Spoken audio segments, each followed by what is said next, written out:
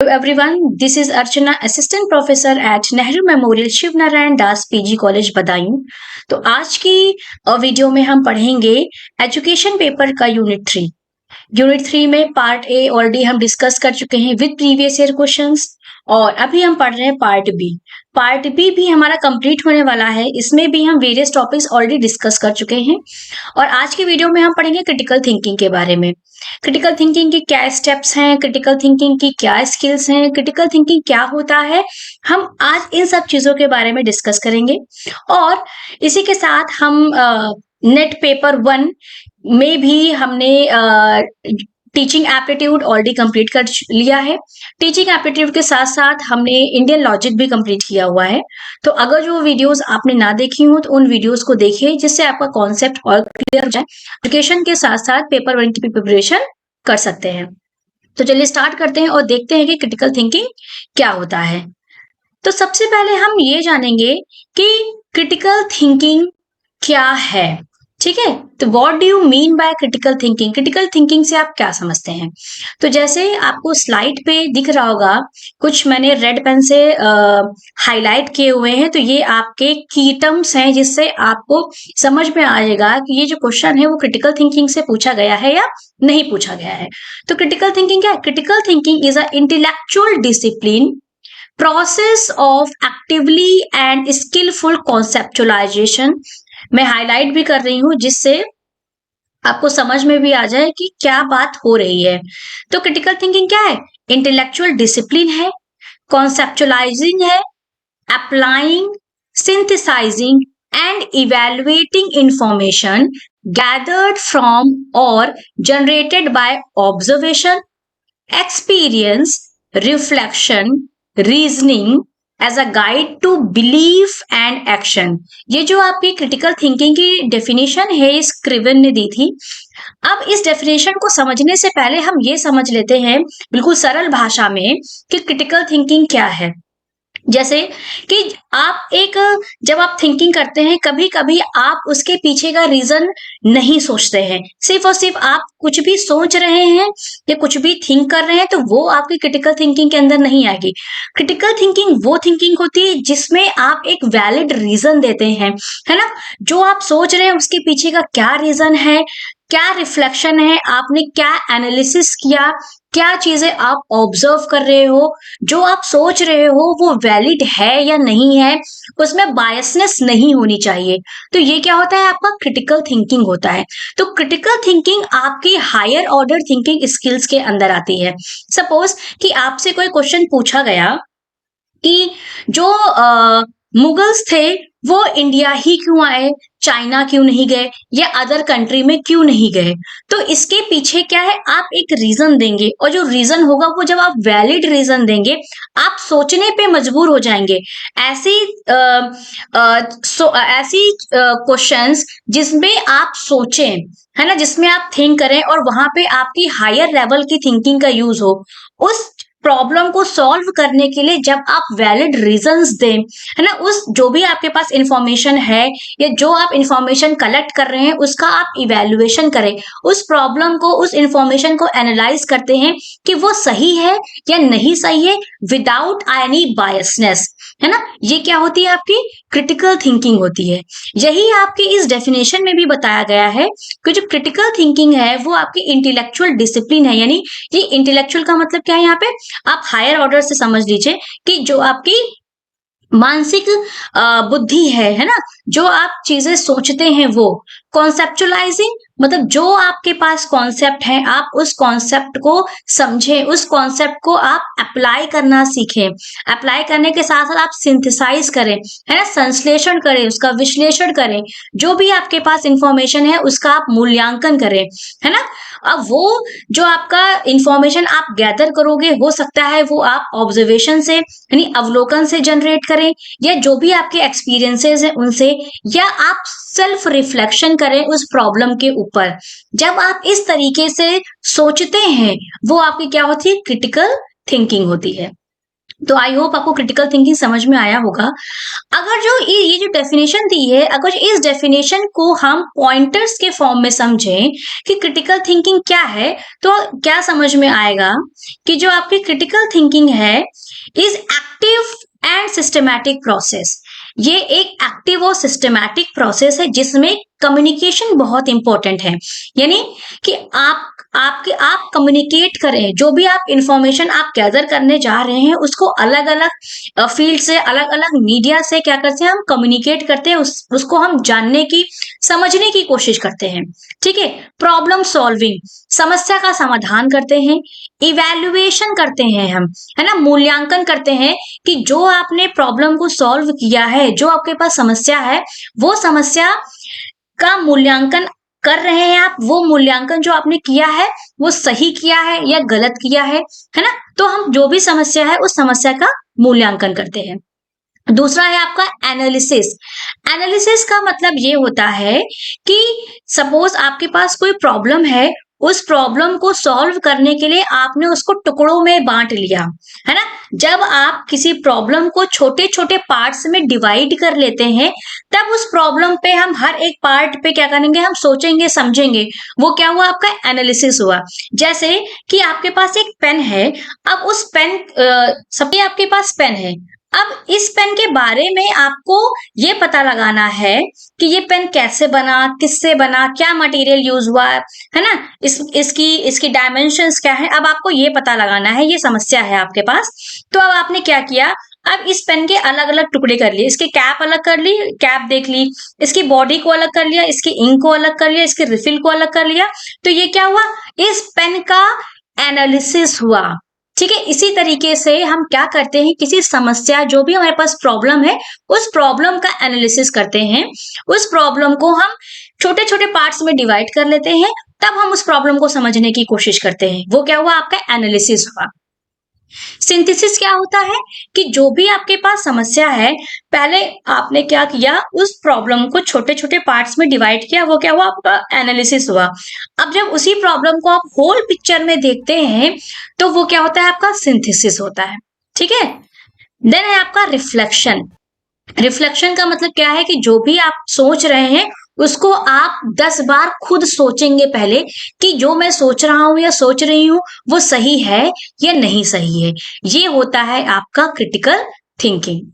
तो जैसे कि आपको यहाँ पे मैंने एक चार्ट भी दे दिया है, तो क्रिटिकल थिंकिंग में क्या क्या होना चाहिए, एक क्लैरिटी होनी चाहिए, आप क्वेश्चंस को पूछें, है ना, प्रॉब्लम को आइडेंटिफाई करें, प्रॉब्लम का एनालाइज करें, समझे प्रॉब्लम को, प्रॉब्लम का मूल्यांकन करें, है ना, क्रिएट करें चीजों को, जो भी आपके पास इंफॉर्मेशन आ रही है उस इंफॉर्मेशन को आप क्रिएट करिए।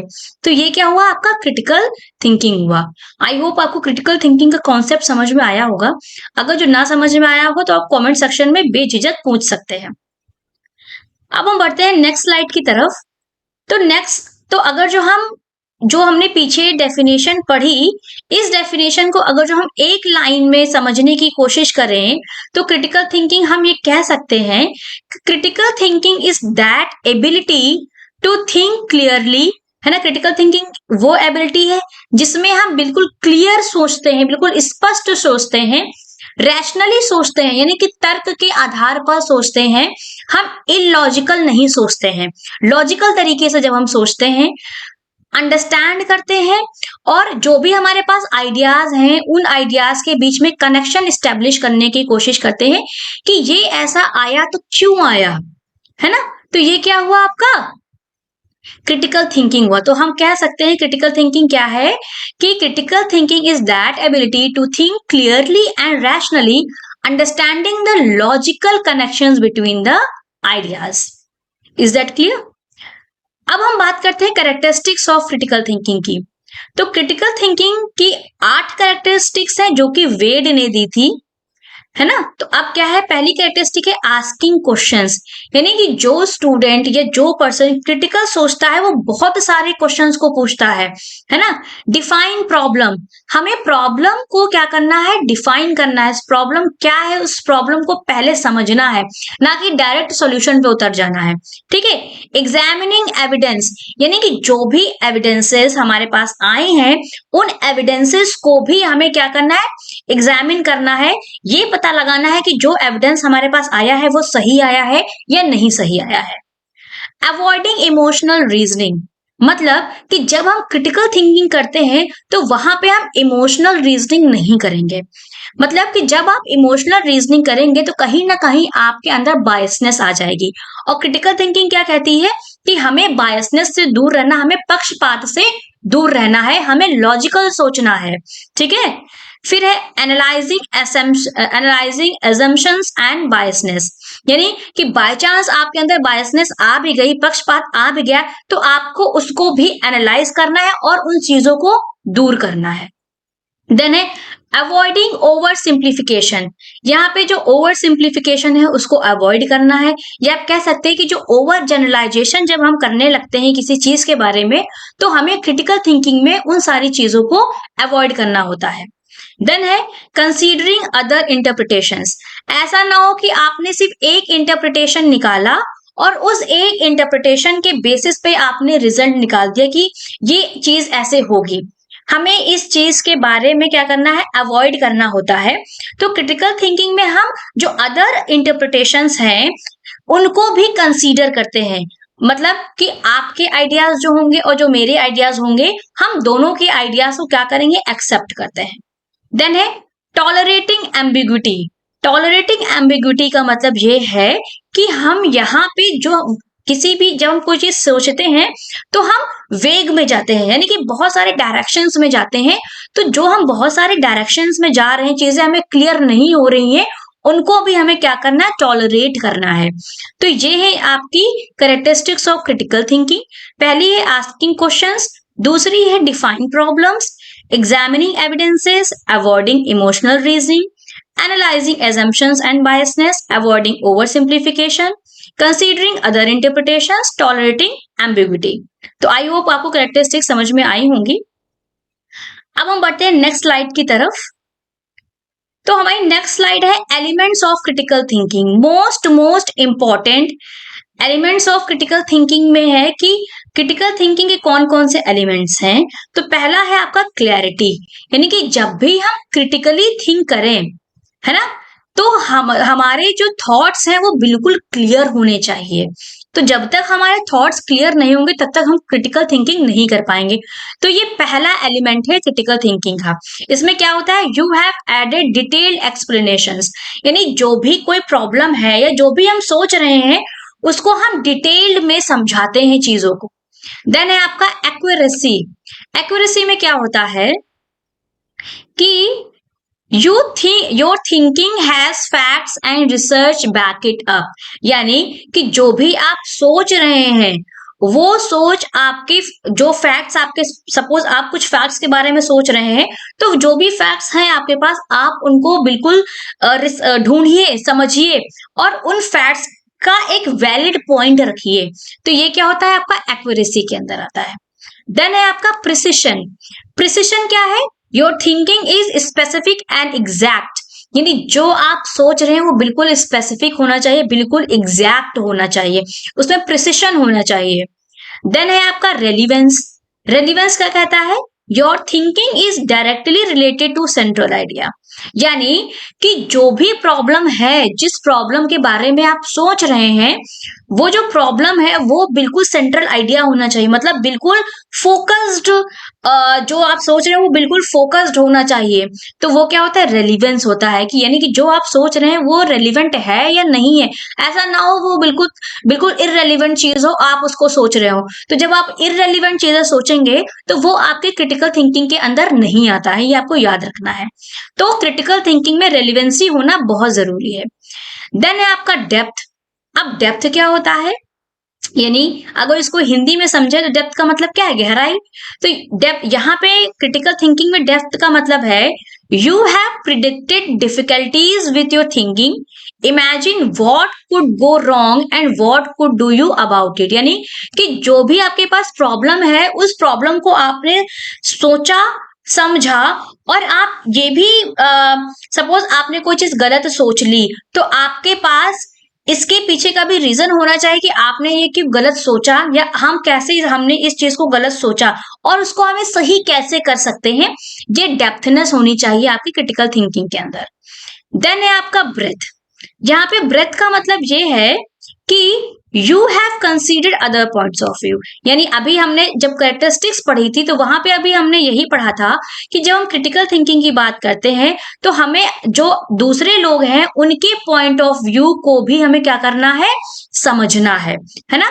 तो दूसरों के पॉइंट ऑफ व्यू को भी हमें समझना है या उनके पॉइंट ऑफ व्यू को भी हमें कंसीडर करना है ना। अब देन है आपका लॉजिक। लॉजिक क्या है? You show your thinking in a way that sense to others.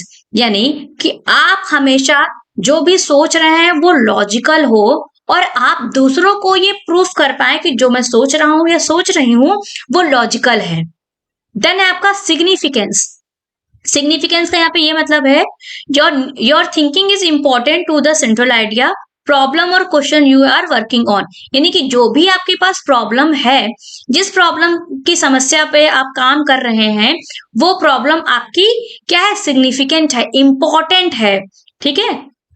Then है आपका फेयरनेस। फेयरनेस क्या है?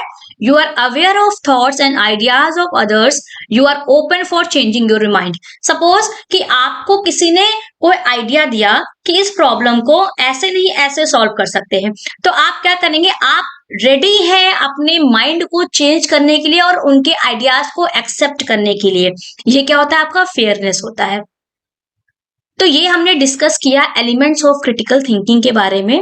पहला एलिमेंट है clarity, accuracy, precision, relevance, depth, breadth, logic, significance and fairness. हर एक का मीनिंग मैंने इसके नीचे लिख दिया हुआ है ताकि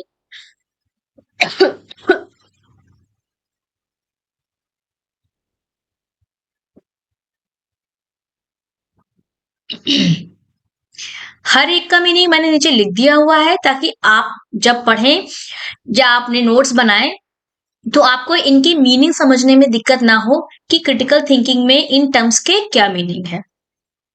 अब हम बढ़ते हैं नेक्स्ट स्लाइड पे। नेक्स्ट स्लाइड है हमारी क्रिटिकल थिंकिंग स्किल्स। यानी क्रिटिकल थिंकिंग की कौन कौन सी स्किल्स हैं, हम उन स्किल्स के बारे में डिस्कस करेंगे। तो पहला स्किल है हमारा रीजनिंग। रीजनिंग क्या होता है आपका कि आप सोच रहे हैं, है ना। रीजनिंग में भी क्या करेंगे, आप लॉजिकल सोचेंगे, ऐसा सोचेंगे जो इलॉजिक ना हो, जिसपे आप तर्क दे पाए। देन है आपका इवेल्युएटिंग। यानी जो भी आपके पास समस्या है आप उसका मूल्यांकन सही से कर पाए।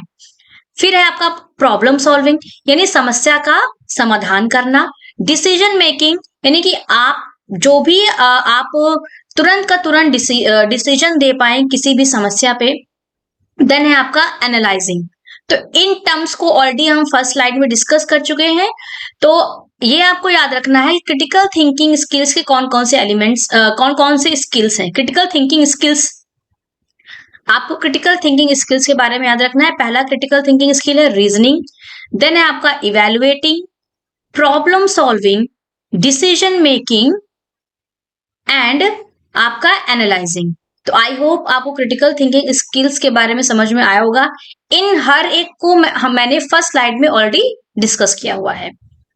अब हम बढ़ते हैं नेक्स्ट स्लाइड की तरफ। नेक्स्ट स्लाइड है हमारी teaching strategies to promote critical thinking. Most important, यानी कि जब हम एजुकेशन पढ़ रहे हैं तो हमें ये पता होना चाहिए कि एजुकेशन में हम टीचिंग लर्निंग प्रोसेस की बात करेंगे, दूसरा स्टूडेंट और टीचर की बात करेंगे। ठीक है। तो अब हमें क्लासरूम में स्टूडेंट्स के अंदर कैसे क्रिटिकल थिंकिंग को हमें बच्चों के अंदर डेवलप करना है, तो इसकी कुछ स्ट्रेटेजीज होती हैं। पहला है आपका कैट्स। कैट्स को बोलते हैं क्लासरूम असेसमेंट टेक्निक।